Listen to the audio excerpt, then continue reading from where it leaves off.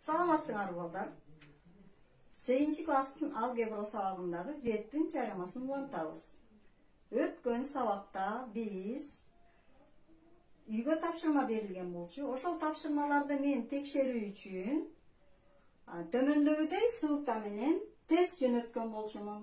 Ошол тесттерди карап, төмөнкү ссылкадан мага дагы жоопторду жиберсеңер болот. Бүгүн биз окуу китебиндеги 621 бөлүгүнү карайлы. 621 бөлүгүдө төмөндөгүдөй теңдеме берилген экен.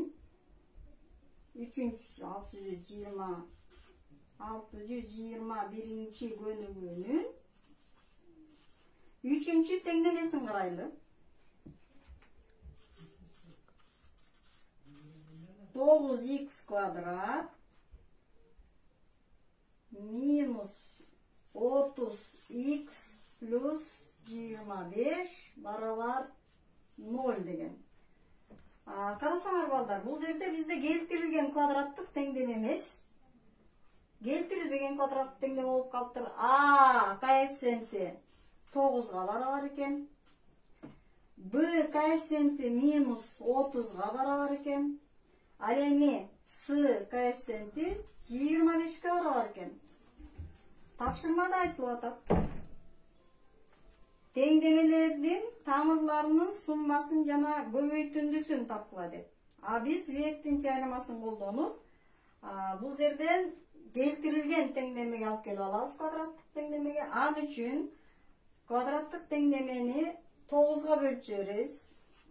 X квадрат минус 30 бөлүнгөн 9x плюс 25 бөлүнгөн 9 барабар 0. Кана балдар, веттин теоремасын эстейличи. Эгерде x1, x2 теңдеменин тамырлары болсо, анда тамырларынын суммасы карама каршы белгидеги алынган x1 жана x2 барабар болот эле. Экинчи коэффициентке карама каршы белгиде алынган. Бул жерде минус 9-дан 30 болуп турат. Демек биз плюс 9-дан 30 деп жазабыз. Ал эми тамырлардын көбөйтүндүсү x1 көбөйтүлгөн x2 барабар бош мүчөгө 9-дан 25-ке. Балдар, силер дагы ушул сыяктуу кылып 625 бөлүгүнүн калгандарын чыгарсаңар болот үйдөн.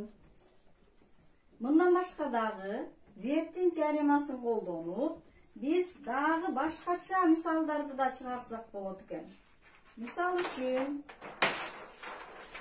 китебиңердеги 623 бөлүгүдө 623 көнүгүүдө берилген теңдеменин тамырлары боюнча квадраттык теңдемени түзгүлө деп коюптур.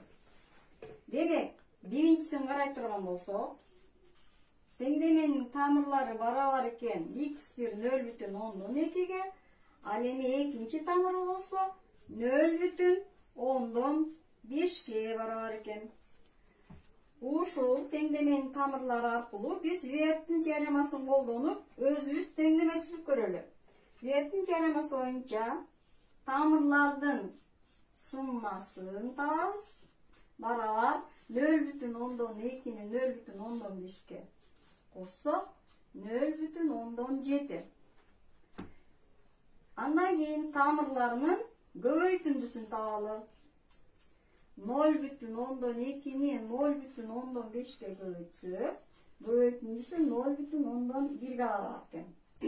Анда төмөндөгүдөй теңдемени алабыз. X квадрат карама каршы белгиде суммасын, тамырлардын суммасын карама каршы белгисинде ала турган болсок, минус 0,7x плюс 0,1 барабар. Алардын жардамы менен биз теңдеменин өзүн жаза алат экенбиз.